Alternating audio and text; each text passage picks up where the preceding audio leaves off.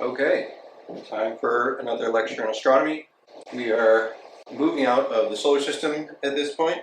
So the whole first part of the course looked at how the solar system formed and how the sun formed, the planets, and the different things in the solar system.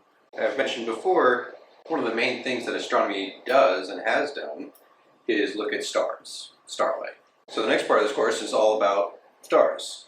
We talked a while ago, towards the beginning of the semester, about the way that astronomy is done, looking at the spectra of starlight and all the things that light from a star can tell you. So we're going to kind of dig more into that here and say some more specific things now.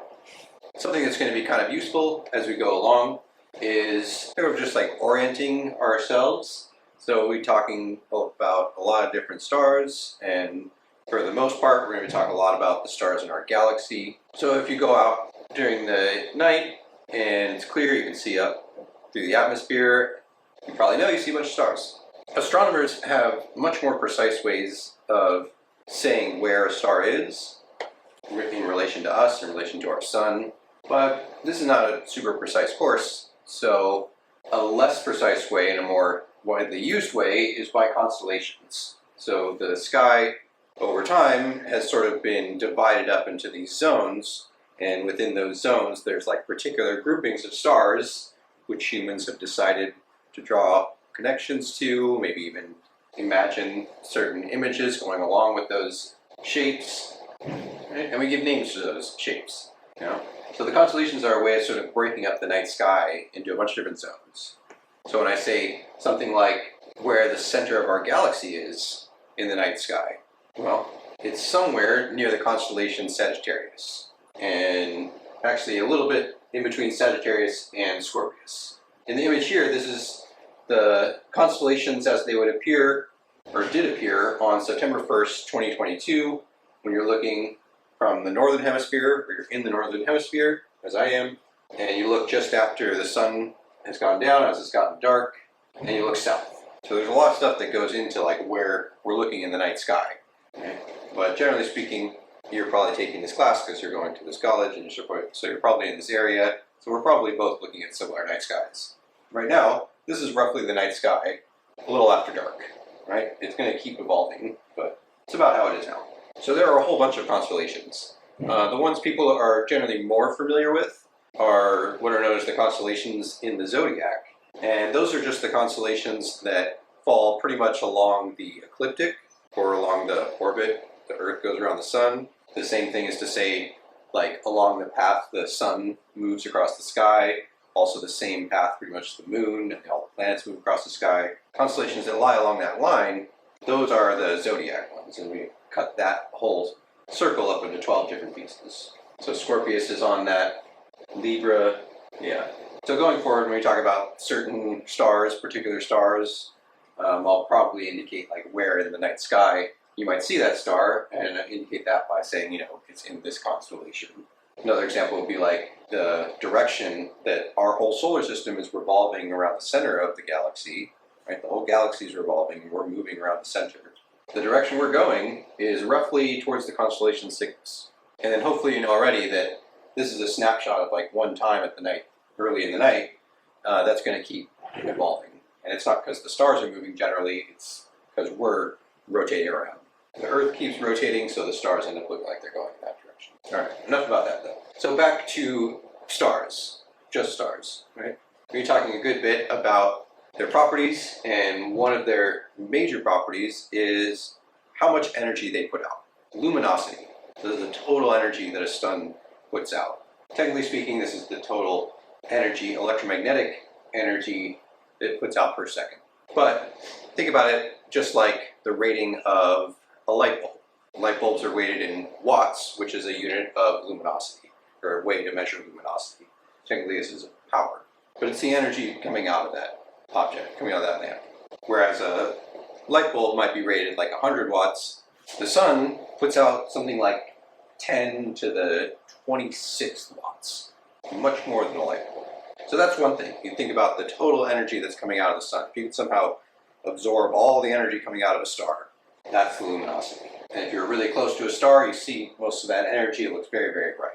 However, most stars all stars are very far away from us. Some are incredibly far away, and others are just very, very far away. Meaning that when we look out and see stars, all we see is little points of light. Right? And we're seeing just a tiny bit of light, of energy, that has been produced by this star that is eventually made to us. So electromagnetic waves traveling through space, and they're spreading out from that star, and so we're way off somewhere in the distance, and only this tiny little bit of that sphere, that wavefront of light that's coming out is actually going to land on Earth. So how much of it actually reaches Earth is roughly what we call the apparent brightness of stars. So it's what we observe. And there's also a more technical definition, but basically it's the light that we see. As I've indicated, the apparent brightness is affected by a couple of things. For one, the distance that a star is away. So the further away the star is, right, the more that light is spread out before it got to us, the lower its apparent brightness is. It looks dimmer. So you can see a similar thing happens with lamps, right? This is the same idea. If you're looking at the street lamps that going down this walkway or this bridge or something, right? The very far ones down there, less of their light is making it to the camera that's taking this image. They're a little bit dimmer. And in fact, in that image too, there's like a haze, or I'm not sure what it is, like a fog or something, that's also dimming the lights as they get further away, right? There's stuff that the light is going through, so it looks a little dimmer by that. Similar thing happens when space, usually that has to do with just really fine, very, very tiny dust floating through outer space, just kind of interstellar dust. So that can affect the apparent brightness of stars as well, or how bright they look to us.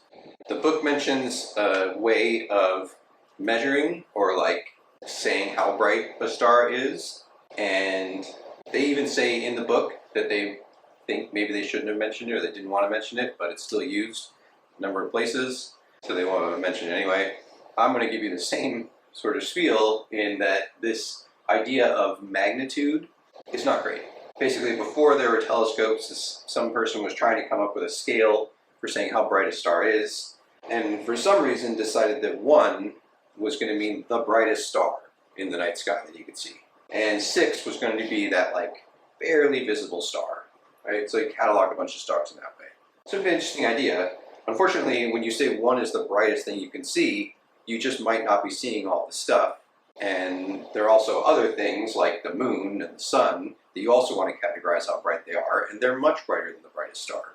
Later on, some people tried to kind of fix it and came up with an apparent magnitude where they rescaled the 1 to 6, and because there's brighter things, you keep getting brighter than 1, you go down to 0 and then minus numbers, right?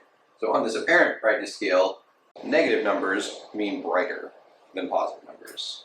It's not great. It is interesting though, just the layout of different brightnesses of things, right? The sun, the brightest thing in the sky, full moon, the next. Venus is right up there at its brightest. Jupiter and Mars are up there at their brightest. Sirius is the brightest star in the night sky, followed by Alpha Centauri. Betelgeuse is in Orion, I believe. Polaris is the North Star. It's in the Little Dipper, part of the Little Dipper. And then you see this famous thing you can see with your unaided eye, and there's all these other things that we can see now, right? Given the technology is advanced, we've made telescopes that are very powerful, all the way up to Hubble and Keck, which can see incredibly dim objects. And now we even have the James Webb Space Telescope, so that's going to push that even further. So we don't really need this scale, is partly what it is, because this is not a class on stargazing, right? If you're talking about stargazing, then we might want to go back and think about this scale more, right? This is astronomy broadly speaking, though. And so we're just going to talk about the stars themselves. And, it's very interesting to understand that the light that we see from a star is much different if it's, say, really close versus really far away. But I'm kind of just going to take the fact that astronomers have already worked out a good bit of those things, and we're going to be able to talk about the stars themselves. So it's almost like we're sitting up right next to the stars, and we can just talk about their luminosity, how much energy they're putting out. And for the most part, we'll talk about that in terms of how many times the sun's luminosity they are, or how many times the sun's energy output is that star. I told you early on in the course, and maybe mentioned it again, but the color of a star can tell us a bit, and for one thing, it can tell us the temperature of that star, or the row. roughly speaking, the surface temperature of that star. If you look in this cool image from Hubble, this is the Sagittarius star cloud, and you can see all kinds of different stars with a variety of colors. And if you think back to the spectrum, visible spectrum, it goes from like violet and blue to red. The violet and blue end is the shortest wavelengths in the visible range, so it's the highest energy in the visible range. So when a star looks sort of like bluish, that is the hottest stars there are. Bluish and white almost. When a star looks red, that's on the much colder end. And you can see this whole range of those colors in this little tiny patch of the night sky. We need a very powerful telescope to get that sort of picture though. Just being a bit more precise about this color-temperature relationship, a star on the very hotter end is about 25,000 degrees Kelvin, and it looks kind of blue. A little below that is something like 10,000 Kelvin. Actually, I don't know what the Spica, I'm not sure how to say the name of that star, I've never heard it before. But the next one down is Vega. I can't remember what constellation that's in. But around 10,000, things start to look almost kind of white. Go further below that, we get to something like around 6,000 Kelvin, and it looks a little yellow. And that's sort of like our sun. Even further below that, even cooler, 4,000 Kelvin, you're gonna look a little orange, 3,000, look a little red. And stars basically that get even much, much cooler are still gonna look kind of reddish, they might be a little like brownish, right? And even hotter than that 25,000 Kelvin, so kind of bluish. Right, and the color of the star, nicely enough, is not affected by how far away it is. Right? So this is a useful thing because we can just look at the color of the star and it can tell us some information. It doesn't matter if it's 2 light years away or 10,000 light years away. Just like a stoplight. You see a stoplight from very far away, it's red, so it looks red. That's not to say that there aren't other things or other properties of stars that can affect the color. One of those things is like how it's moving relative to us. So not necessarily how far away it is, but if it's zooming away from us or towards us, that can affect this color. So that was just the overall color. And you might have to think back or look back to lecture 2, why sort of like the overall color can tell us about the temperature. And it has to do with the fact that at different temperatures, a really hot body like a star will emit stronger at certain wavelengths. And the hotter it is, the shorter wavelengths it emits more strongly at. That's not to say that it's not emitting at all those other wavelengths too, and in general, these stars are emitting at pretty much every wavelength. It's just the hotter it is, that peak, the most intense part of the spectrum, shifts lower and lower and lower. Right? So even though a really, really hot star is also emitting like yellow and red and green light, it's emitting a whole lot more blue light. So we see it as being blue overall. So that's just kind of the overall color, right? I also told you though that within that spectrum, if we look at the full spectrum of the light from a star, there's more information in there. Why is that? Well, within a star, like in this image up here, inside the star, it's creating basically the full spectrum of light, right? We get this, what's called a continuous spectrum. And we're just going to think about visible light right now. So just creating all the kinds of visible light you could have, every wavelength you could have. As that light tries to get out of the star though, it's going to run into a bunch of different stuff, and in the atmosphere of the star, it starts to get absorbed by all the different stuff in the atmosphere and then re-emitted. Right? And that absorption only happens at very specific wavelengths. As I told you in the second lecture, that has to do with the fact that atoms can only exist in certain energy states. So an atom will absorb only very particular wavelengths of light, depending on what exactly the atom is. Hydrogen, helium, it's isotopes or ions. So as this light comes out of the star and goes through the atmosphere of that star, the absorption by the elements that are in that atmosphere end up creating these dark bands in the spectrum. So we no longer have a continuous spectrum, we have this absorption spectrum. If the stuff that was in that atmosphere was, say, like just helium, standard helium, 2 protons, 2 neutrons, 2 electrons, all good, the absorption spectrum from that star would look like that. Very particular lines. 1 line in that kind of turquoise, 2-ish in that green, one sort of yellow towards the red, a few more over there in the blue and violet. If it was just oxygen, it would look like that spectrum. Right? So these are very particular patterns of absorption lines. Right? This is what I called a while ago the spectral signature of each atom. So when we talk about the spectrum from a star, that's like the stellar spectra of that star.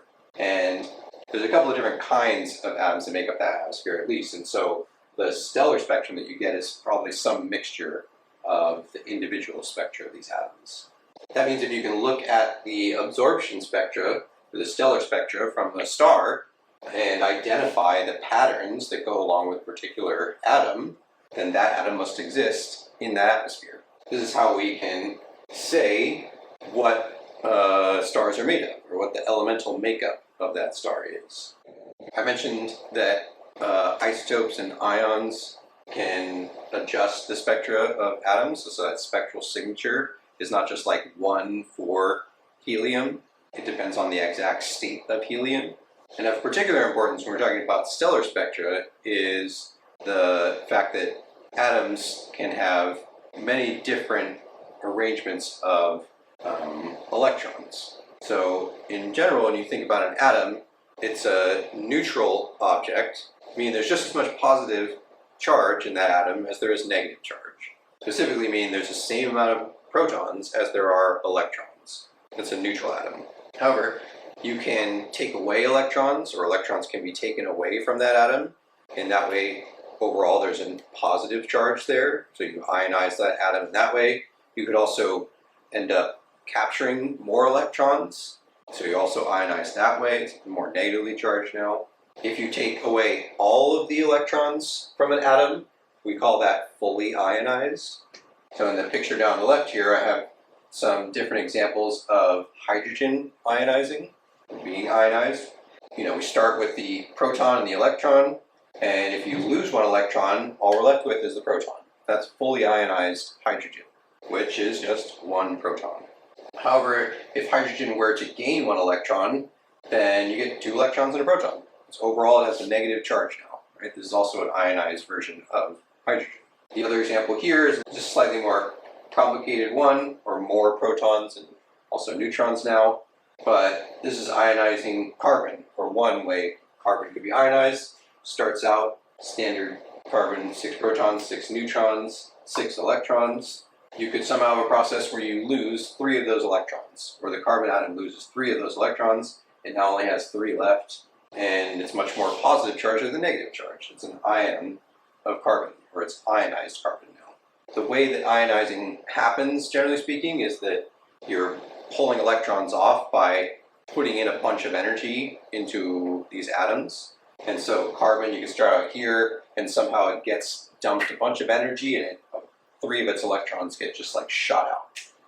Or start with hydrogen, dump in some energy, and that electron gets booted out of the atom. And this happens a lot in stars. There's tons of energy there, right? Atoms are bumping into each other all the time. That kinetic energy is transferring from one to the other. And so you tend to ionize a lot of the atoms that are in stars. I even mentioned in the cores of stars in the interior, it's pretty much all fully ionized atoms, right? It's so energetic that electrons aren't holding on to any of these nuclei. In the atmosphere of stars, there also can be a lot of ionization happening. And the whole reason I'm telling you all of this is because the ionization state, or the amount that an atom is ionized, will also affect the atom's absorption spectra, or its spectral signature. It has a different signature then, which, if you're following, just kind of makes this whole process of identifying what elements make up a star even more complicated. So it can be quite complicated. You can also sort of gloss over a lot of stuff and kind of combine a lot of different atoms together into a category, and things become a little simpler again. That's what's done here. What's shown is a graph of the hottest stars on the left all the way to the coolest stars on the right, and those lines are sort of the amount of a particular atom that's giving off light from that star. And so if you start over on the very left, we have stars that are like 30,000 Kelvin or higher. Most of their light, their spectra, is dominated by ionized helium. And besides just saying the kind of thing they are, I put a little box around it to say, like, those boxes indicate roughly the color that dominates that spectrum. Right? Ionized helium, kind of bluish. If you get a bit lower, right around 10,000, somewhere around there, 10,000 Kelvin, the dominant spectra is from neutral helium. And it looks a little greenish. Get even lower, down to the 6,000, 7,000, dominated by hydrogen. Right? And that spectra looks yellow. Get even lower, 5,000, 6,000, somewhere like that. Stars with that temperature, their spectrum tends to be dominated by ionized metals. And when an astronomer says metals, it doesn't mean the same thing as you might say in chemistry. I mentioned a couple of times before, I think, but the universe on the whole, if you look at its elemental makeup, is almost entirely made up of hydrogen and helium. I don't know exactly, it's something like 95 or like 99% of the universe is hydrogen and helium. Very little bit of all this other stuff. So to an astronomer, anything heavier than helium, at least in terms of stars, they just call them metal. So when they say ionized metals, those are ionized atoms that are heavier or have more protons than helium. So that could be carbon, could be oxygen, could be beryllium, could be iron, anything heavier than helium. You go lower temperature than that, around 3,000, 4,000 Kelvin, that's where you get dominated by neutral metals, not ionized metals, or not ionized atoms that are heavier than helium. Finally, you get even lower than that, a couple of thousand Kelvin, that's where you actually start to get molecules in atmospheres of stars. This is cool enough where you can actually start to have chemical reactions happening, or chemical bonds happening in the atmospheres of stars. Something like titanium oxide, I guess. While talking about this, I've just been talking about the temperature. Right? You might also notice there's this thing called the spectral class. It goes from O, B, all the way down to M. I'll talk about that a little bit more now. Being scientists, and science being what it is, really likes to put things into classes and categories. When this comes to stars, one of the earlier main big attempts to do this, was classifying by the strength of the hydrogen absorption lines in the spectrum. So you look for that spectral signature of hydrogen, and however strong those lines out, how sharp they are, the sharpest ones we call A, or what are called A. The next sharpest ones, B, and so forth, all the way down to like Q. Yeah.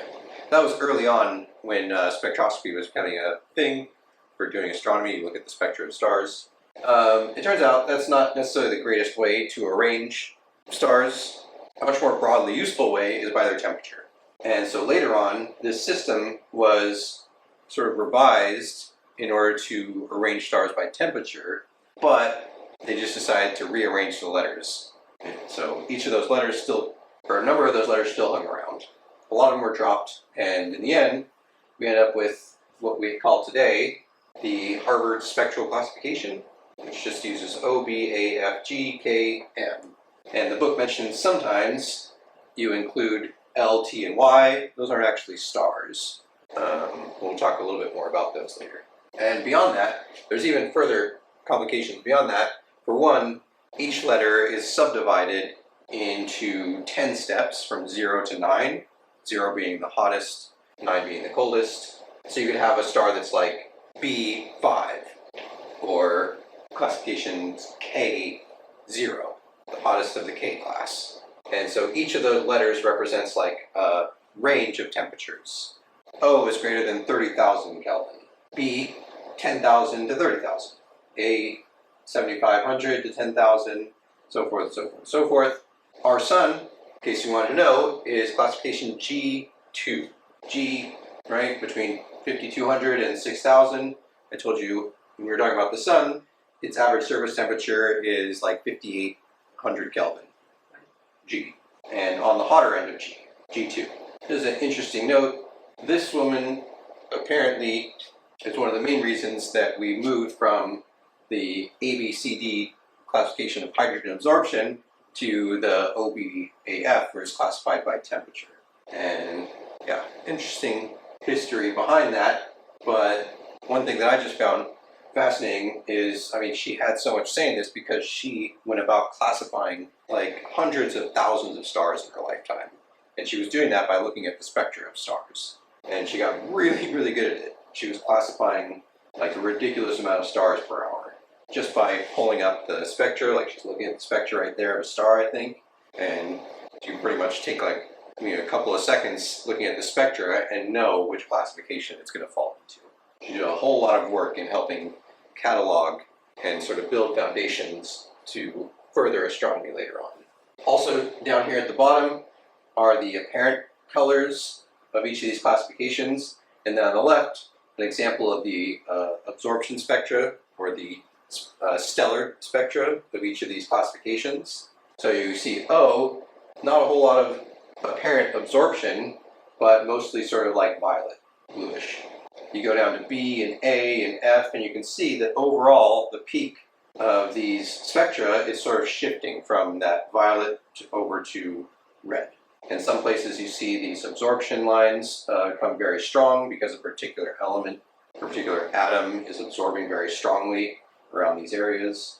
Okay, so I mentioned that there are classifications below M. Those generally what we've decided are sort of failed stars. So being below class M means you're cooler than that class, right? Because that whole scale is about temperature.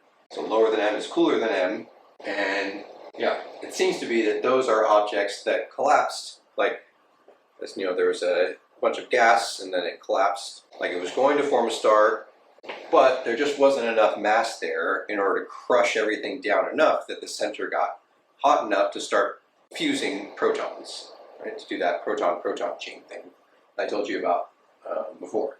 And the image here, we have some of these like really cool M class, and then a couple in the T and the Y class, and you can see their size sort of relative to the sun, right? The sun on the far left there, and you have this M1 class star that is much cooler, looks red, much smaller. You get even smaller, right? That M8 is probably like, I don't know, that's something like borderline between star and not. Right? But then you get down to this sort of T class, you have a really small and maybe reddish, but I don't know, my color is hard to say at that point, all the way down to this Y2 one, which is WISE 1828. So WISE is a telescope, I believe, some sort of observatory, and so there's a classification for things that it spotted. WISE 1828 is one of them, and that one is so cool that its surface temperature is around Earth body temperature. Yeah, so like I said, these things collapse in, they sort of go towards becoming a star, but they're just not massive enough to do it. Depending on their mass, there is some fusion that is possible. It's actually a little bit easier to fuse like a proton with a neutron that's already stuck with a neutron to like another proton. So you don't need quite as much heat or pressure to do that. So there is some fusion that can go on in these objects, but it's not the main type of fusion that powers most of the stars we know of, which is the proton-proton fusion. So this class just doesn't really become like a fully fledged star. We call these brown dwarfs. And that, as far as their mass, how big they are, I have it here in terms of the mass of Jupiter, because Jupiter is also on that scale there. See its size. Anything that's about 13 to 80 times the mass of Jupiter, we generally say is a brown dwarf. Less than that 13 times the mass of Jupiter, we're pretty much just saying it's a planet. I just wanted to note here that the naming is not great. The term dwarf gets used in a number of different places in astronomy, and here it's used for a failed star, something that almost became a star but wasn't massive enough to do it. There's also things later on we'll talk about that are called white dwarfs, and those also have to do with stars, but they actually are more like the end life of stars. Something happens after you had a star that did achieve that fusion, an actual star, a full-fledged star, that's sort of the end of its life. We deal with things called white dwarfs and red dwarfs. So that was mostly about like the sort of temperature related to the color of the star, and we talked a little bit about the absorption spectra. We're going to say even more now about what absorption spectra can tell us about stars. Not just the elements that are there, or the atoms that are there, but in fact the sort of sharpness or fuzziness of spectra can actually give us an indication of the pressure of the atmosphere. So it goes something like this. in a really high pressure atmosphere, the light is being absorbed and re-emitted much more, right? So light's coming from the interior, this continuous spectrum goes through the atmosphere, it gets absorbed and emitted, and if it doesn't do that very much, it comes straight to us as very sharp absorption lines. But when there's a really high pressure in the atmosphere, then the light that's being absorbed and then emitted is likely to run into something else before it leaves. So we don't see those nice sharp absorption lines from just that one sort of bounce. It's going to bounce around maybe a couple more times, and it tends to broaden those absorption lines. So in the image here, we have a very compact star. I guess we're getting well ahead of ourselves because a white dwarf is on here, which is a star. It's incredibly compact. So something like the mass of the sun, but squished down to the size of the Earth. Very high pressure in the atmosphere. In that case, this would be something like its spectrum. All those lines are just kind of blurred a bit. Compare that to a very large star. Giants are generally what we call the very, very large stars. So maybe like the same amount of mass and made up of the same elements, right? Those lines are in the same places, telling us that that's like the same elements are there, the same atoms are there in the atmosphere. But since it's so much larger, the pressure is so much less, we don't get that extra bouncing around of the light as it leaves the atmosphere, so we get very sharp lines. All that is to say, we can also tell something about the pressure of the star's atmosphere by looking at the sort of sharpness or fuzziness, broadness of the absorption spectra. And why is that interesting? Well, beyond just the pressure the pressure in general is proportional to the density, right? So higher pressure, more dense atmosphere, and that density then is inversely proportional to size, right? So very, very compact, it's very high density, very high pressure, very small. Something very expanded, much lower density, lower pressure. All right, so far, just the color overall of a star we've seen can tell us about its temperature. The stellar spectra, or the absorption lines in the spectra, can tell us about its elemental makeup. The sharpness or the fuzziness of those lines can tell us about the pressure and the size of that star. Something else we can tell from the spectra is its motion. At least its motion coming towards us or going away from us. And the reason we can do that is because of something called the Doppler effect.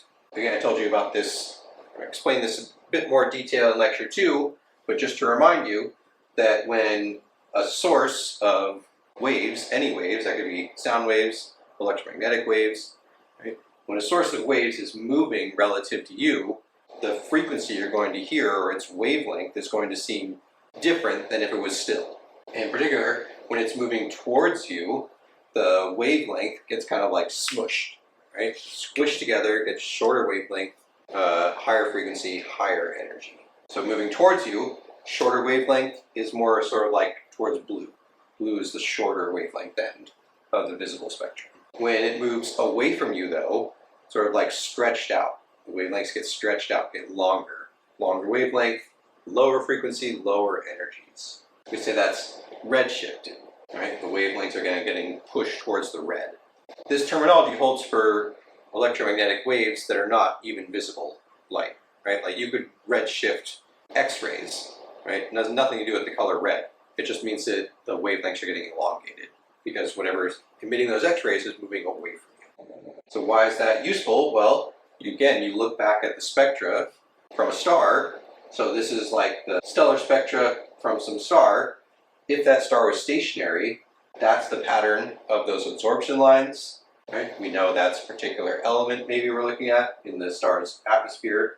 If it's moving away from you, right, that whole pattern gets shifted towards the red a little bit, right? That's redshift. If it's moving towards us, that whole pattern gets shifted to the blue. So it's not any particular line we know moves towards the blue or towards the red, right? It's always this pattern of lines. And that's why it's so important that we understand the spectra, the absorption spectra for different elements, right? There's always multiple lines, and how they're related to each other, like where they are in relation to each other, is that pattern, and how that pattern moves left or right.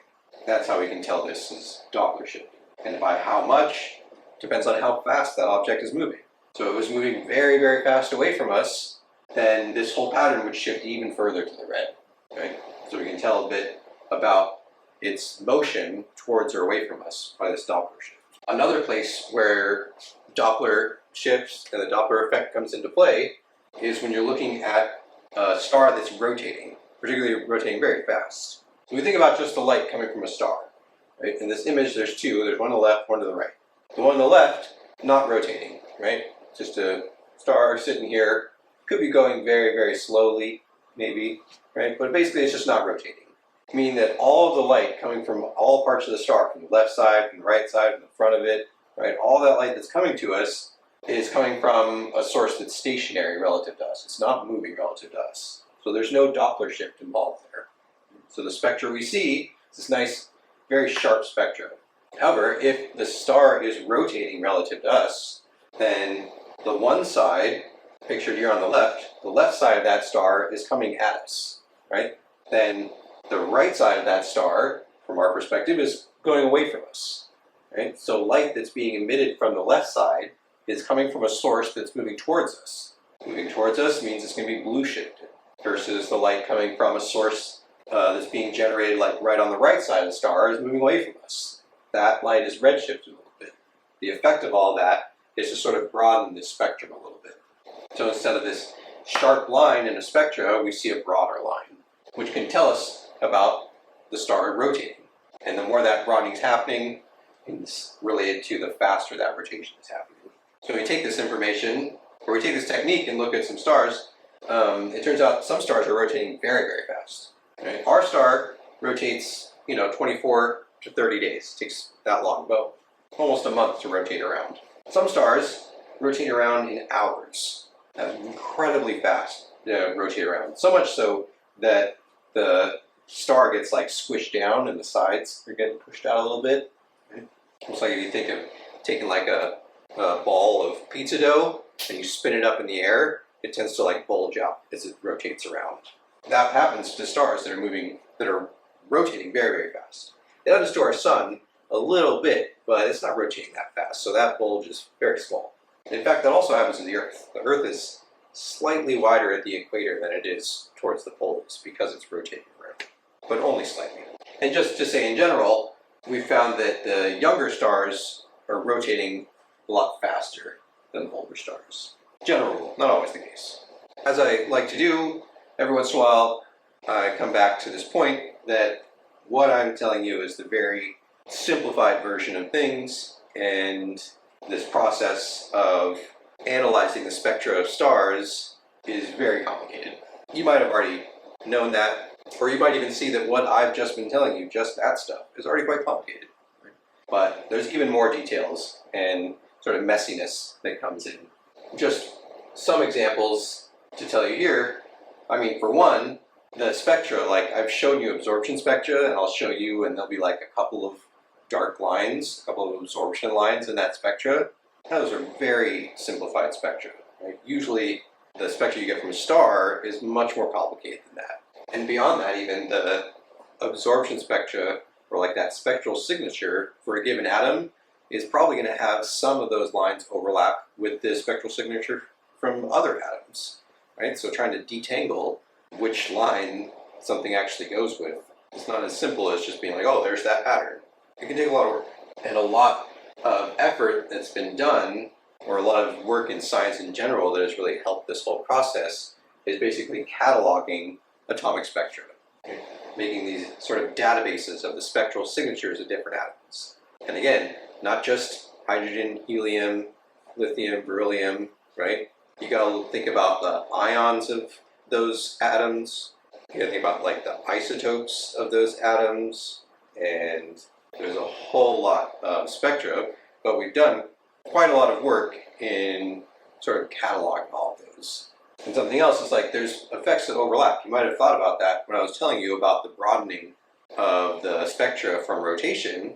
That's a similar effect as the high pressure in these stars' atmospheres, right? It also tends to broaden spectral lines. So disentangling those effects can be very tricky. So getting into like the Doppler shift in these spectras sort of gets us towards talking about the motion of the stars, right? And again, the Doppler shift only cares about how fast something's moving away from you or moving towards you.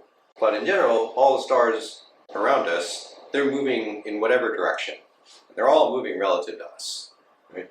So another kind of motion that we measure is, well, what you might expect, it's the movement of a star across the sky, right?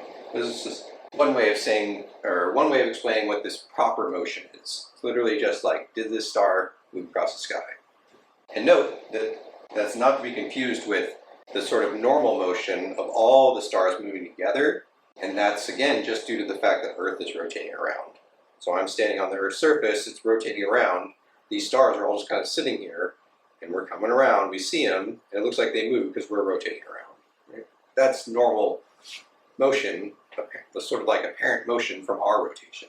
This proper motion is stars moving across the sky even relative to each other. Right? So you have this night sky, and there's all these stars out there. Some of them are actually moving a little bit relative to each other. One example is shown here. It's termed Barnard's star. This star is the largest amount of proper motion we know of. So it's motion across the sky relative to the other stars. And the animation there is showing the star in the night sky over 5 years. It's like, yeah, every 5 years, right? 20-year period overall, it's moved this little bit relative to those other stars. For reference, Barnard's star is in this constellation, Ophiuchus. I don't know, I've never heard of that constellation. Another example of this proper motion is the motion of some of the stars in the Big Dipper. You know, in any of these constellations, those stars aren't like all at the same distance away from us and just kind of hanging there and we're watching. It's not like a poster on the wall that we're just seeing, right? It's like there's one of these stars that's at this distance. There's another of stars that's maybe much, much further away than that one. There's another one that's then even further away than that one. There's another one that's somewhere in between here, right? So the stars in a constellation could be at very different distances to us. And in fact, they generally are. So if you look at the motion of the stars in the Big Dipper relative to each other, this is sort of how the Dipper looks today, right? The one in the middle. And those arrows are all indicating the direction of the proper motion of these stars. The stars are relative to the other stars in the sky. And we can trace back the motion, say like 50,000 years ago, that's what the Big Dipper would look like. And then 50,000 years from now, that's what it looks like. Even sort of more wonky handle, kind of like spilled out ladle there. So figuring out how fast a star is actually moving, like if we see it moving across the sky like this, well that's like, when I say that, it's proper motion, moving across the sky relative to these other stars. But how fast that star is actually moving in that direction, it's going to depend on how far that star actually is away from us. It can seem like it's moving very fast, but it actually just might be rather close to us relative to the other stars. Or it can seem like it's moving very slow, but it's actually just really far away compared to most of the other stars. And so you can understand this intuitively, or you might already understand this idea of like the difference between how fast something moves across your field of vision versus how fast it's actually moving. You can compare like watching a car go by you versus watching a plane go by.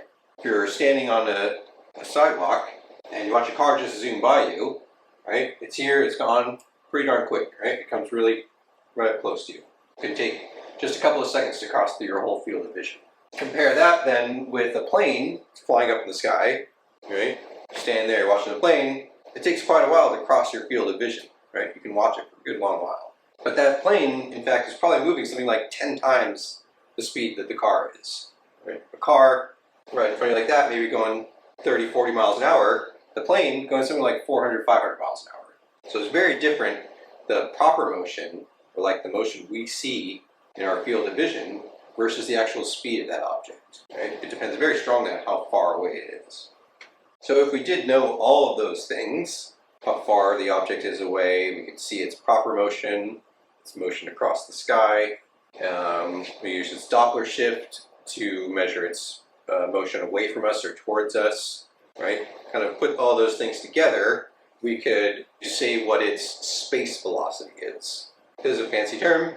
I don't know, it sounds kind of cool, I guess. This is just how the star is actually moving relative to our sun.